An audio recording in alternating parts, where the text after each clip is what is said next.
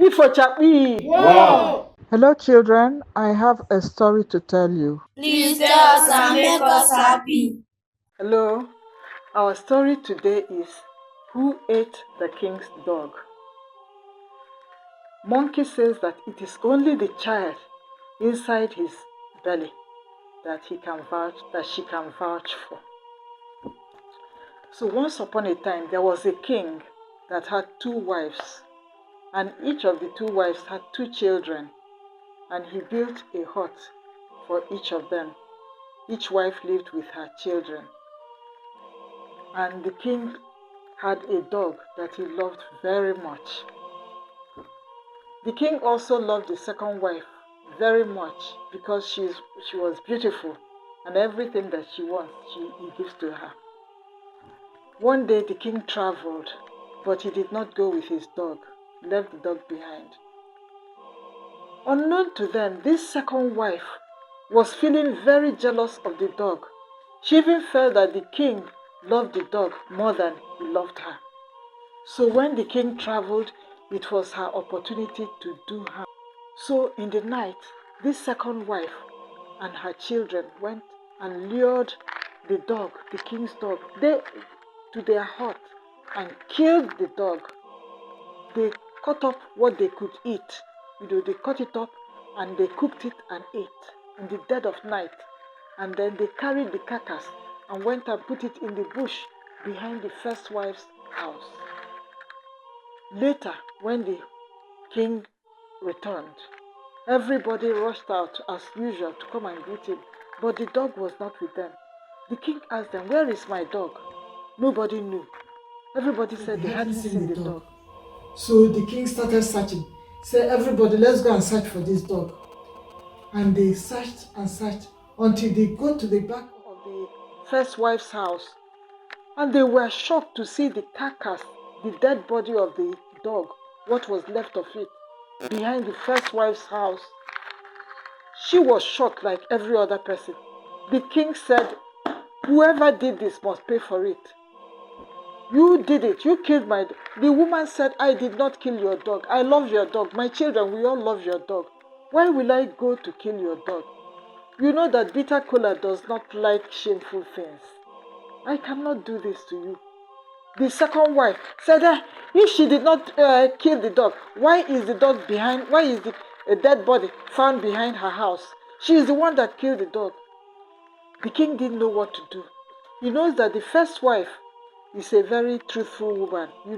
She's kind and truthful and could not have done it.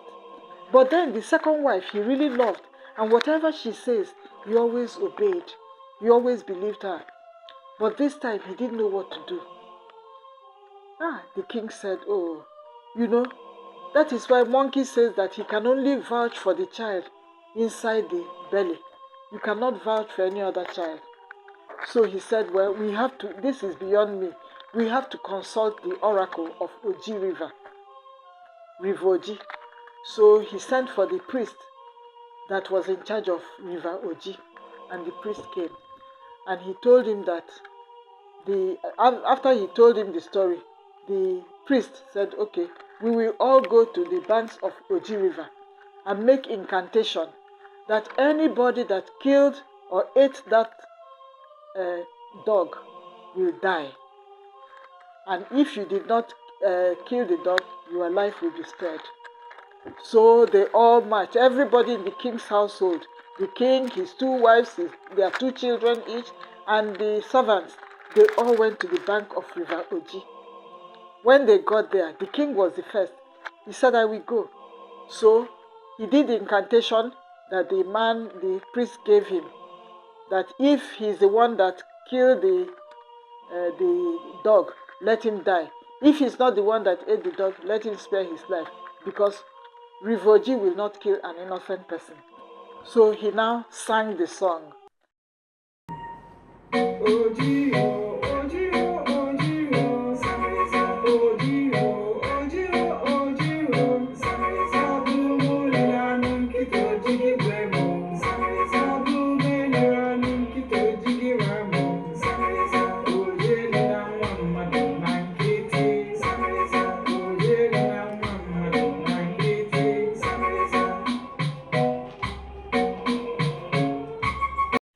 After singing the song, he entered the river and crossed to the other side of the bank. And then he came back again to them. Nothing happened to him. So he now told the second wife, you go. The second wife said, no, I can't go. Let the first wife go. Let her go. So the first wife went. She sang the song, the incantation. After singing, she crossed to the other side. Nothing happened. She crossed back again. Nothing happened. Her two children, her two sons, they all did the same thing. Sang and crossed over. Came back. Nothing happened. Crossed and came back. Nothing happened. The chief now said, okay, second wife, you now go. She said, no, she can't go. Let her son go first. Let one of her sons go. So she told the son, when you are singing the song, you have to change it. Say, if I'm the one that ate the dog, let me be spared. If I'm the one that killed the dog, let me be spared. If I'm not the one that killed the dog, let me be spared. So the son now started singing.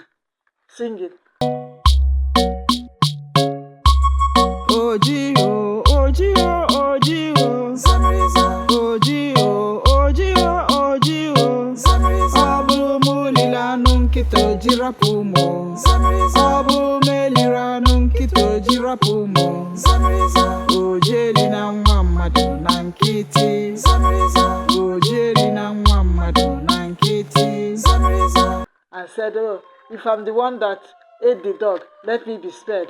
If I'm the one that did not kill the dog, let me be spared. The king said, what rubbish is that? Will you stop that and sing exactly what you were told to sing? So the son now sang the correct song. That is, if I'm the one that ate the dog, let me die. If I'm the one that did not kill the dog, spare my life. And then he entered the river. As he entered, Oji just opened her mouth and swallowed the boy. Wow. Then king said, second son, you do the same. Reluctantly, the second son also went in. He sang the correct thing.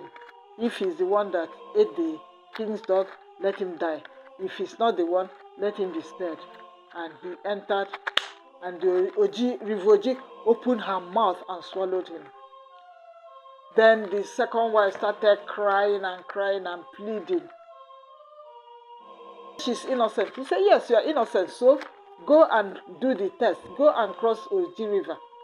Take the oracle.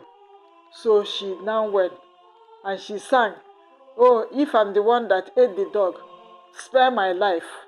If I'm the one that didn't kill the dog, spare my life. The king said, no, sing the proper lyrics. Sing the proper thing you were told to sing, the incantation. So she now sang that if she's the one that ate the dog, let the river swallow her. And if she's not the one, let it spare her. As soon as she entered the water, Oji opened his mouth and swallowed her up. And she died. She and her two children were never seen again. The king now apologized to his first wife and told her, from now on, I will never bring in another woman to say that I have more than one wife. You will be my only wife. And they all lived happily ever after. Chapi! War. Now the moral of this story. 1 is that false witness, you should not bear false witness against anybody. Just like this second wife said that it was the first wife that ate the dog, which was a lie. And then the second one is that jealousy is very bad. You see, because of jealousy, envy, the second wife could not trust that the king loved her and went and killed the dog and ate the dog. So envy is very bad. Chapi, war. The preservation of Igbo language and culture is a task that must be accomplished.